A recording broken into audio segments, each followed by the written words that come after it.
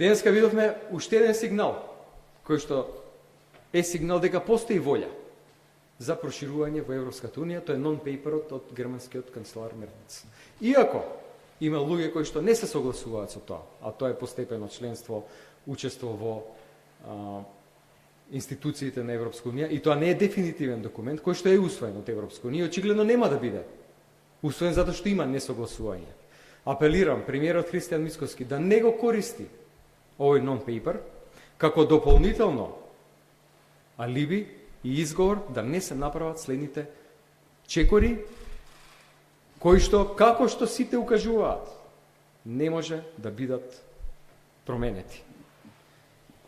Да заклучам, јас поделуваме одговорноста.